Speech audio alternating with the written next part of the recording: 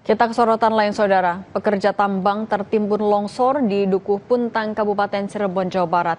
8 orang tewas, sementara itu lebih dari 10 petambang masih dinyatakan hilang.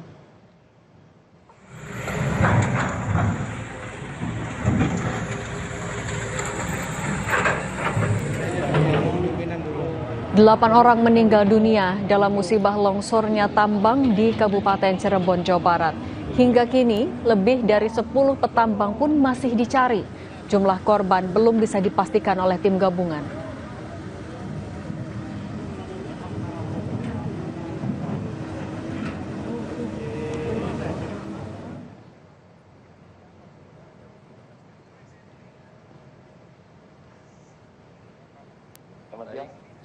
Kepala Pelaksana BPBD Cirebon, Denny Nurcahya menyebut korban tambang longsor terdiri dari sopir dan buruh tambang. Korban berasal dari wilayah Kuningan dan Cirebon. Evakuasi korban menggunakan eskavator. Sejauh ini ada 12 korban luka yang dibawa ke Rumah Sakit Gunung Jati Cirebon. Longsor di Gunung Kuda ini bukan apakah ada jarak yang cukup jauh? Ini warga dari mana saja, Pak? Kebetulan itu supir yang pembeli, ada yang dari luar, ada yang dari Kuningan juga ada, dari wilayah Cirebon. Korban yang tertimbun longsor galian C ini adalah supir ataupun buruh tambang di sana, benar Pak? Betul, karena kan lagi melakukan penambangan, jadi ada pengisian dump truck ya. Dump truck ya, itu jadi longsoran, jadi dump truck yang sedang mengisi material tambang tertimbun gitu. Gubernur Jawa Barat Deddy Mulyadi melalui akun Instagramnya pernah mengunjungi penambangan galian C lokasi tambang longsor. Deddy melihat penambangan sangat berbahaya dan tidak memenuhi standar keamanan untuk para pegawai tambang. Oleh karena itu, Deddy memerintahkan agar perusahaan tambang tersebut ditutup.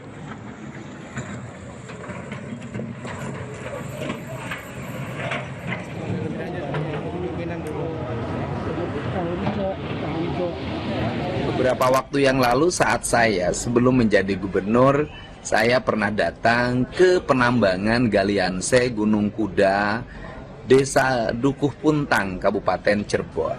Saya melihat penambangan galian C itu sangat berbahaya, tidak memenuhi unsur standarisasi keamanan bagi para pegawainya. Tetapi karena sudah berizin dan izinnya berlangsung sampai bulan Oktober 2025 dan waktu itu saya tidak punya kapasitas apapun untuk menghentikan, maka penambangan tersebut terus berlangsung. Dan saat ini saya mendapat kabar duka, lebih dari 10 orang dimungkinkan tertimbun dalam musibah longsornya tambang tersebut dan baru ditemukan 2 orang dan yang lainnya masih dalam pencarian. Untuk itu pertama saya menyampaikan bela sungkawa yang sedalam-dalamnya atas meninggalnya warga Jawa Barat di penambangan tersebut. Tentunya warga itu sedang bekerja memenuhi kebutuhan keluarganya walaupun pekerjaannya diancam bahaya. Dan ini sebenarnya menjadi tanggung jawab bagi pengelola tambang. Dan semoga keluarganya diberikan ketabahan dan yang meninggal diterima iman Islamnya, diampuni segala dosanya dan ditempatkan di tempat yang mulia sisi Allah Subhanahu wa Ta'ala. Selanjutnya, dari sisi aspek kebijakan, saya sudah memerintahkan Kepala SDM dan seluruh jajaran yang hari ini. Kita pantau bagaimana perkembangan pencarian korban di lokasi galian C, Kecamatan Dukuh Puntang, Kabupaten Cirebon, Jawa Barat. Kita telah terhubung bersama dengan Pak Bambang Tirto Yuliono, Kadis SDM Provinsi Jawa Barat. Selamat sore, Pak Bambang. Selamat sore Mas Yasir, selamat sore semuanya, teman-teman semua. Saya didampingi oleh Bu Kapolres dan juga Pak Dandim. Baik Pak Bambang. Pak Bambang ini berada di lokasi galian yang tadi mengalami longsor. Kondisinya seperti apa di sana? Termasuk update pencarian korban. Ya, jadi pertama tentunya kami semua menyampaikan prihatin ya atas kejadian bencana seperti ini. Yang kedua, kami bersama-sama untuk melakukan evakuasi tahap pertama ya. Pada tahap evakuasi, kemudian yang berikutnya yang kami akan lakukan adalah segera akan menutup kegiatan tambang ini. Seperti itu ya. Sebagai informasi, di sini ada 4 izin. Di area Gunung Kuda ini ada 4 izin operasi, produksi, pertambangan.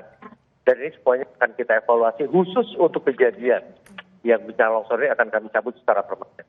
Saya pikir itu informasinya. Dan sampai dengan sore hari ini kita terus masih melakukan evakuasi. Tentunya tim dari BPBD, Ibu Kapolres, Pak Dandim bersama-sama. Kira-kira seperti itu, Mas. Baik, sedang dilakukan proses evakuasi dan tadi Anda menyebut tambang galian ini akan ditutup begitu secara permanen. Sebenarnya secara izin sendiri seperti apa?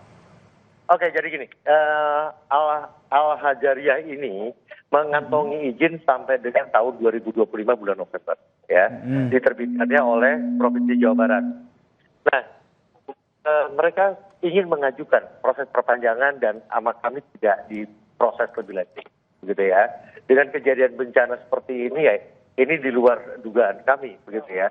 Tetapi faktor penyebab utama dari kejadian ini adalah metode penambangan yang salah.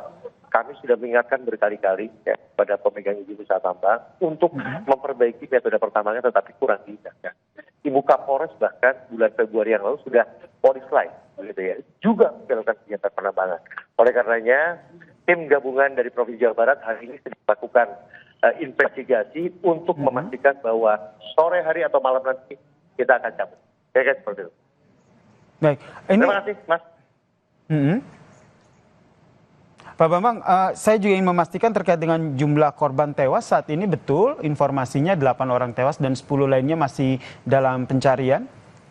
Ya, saya dapat informasi dari Ibu Kapolres, dari Pak Dandim, bahwa korban meninggal itu sampai dengan sekarang ada 8, bahkan bertambah 1 katanya, ada 9. Ya, udah ditemukan 1. Nah, kemudian ada 12 orang ya yang dirawat di rumah sakit, sebagian juga ada yang sudah pulang.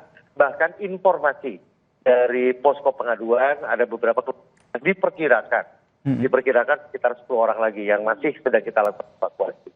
Kira-kira seperti itu. Baik, 10 orang masih di dalam proses pencarian ya. Baik. Diperkirakan. Ya, kita berharap proses pencarian di sana berjalan dengan lancar ya Pak Bambang. Terima kasih Kadis SDM Provinsi Jawa Barat telah bergabung dan memberikan informasi terkait dengan tambang longsor yang mengakibatkan 8 orang tewas di daerah Jawa Barat. Usai jeda saudara, akses jalan rusak membuat seorang ibu hamil yang hendak melahirkan harus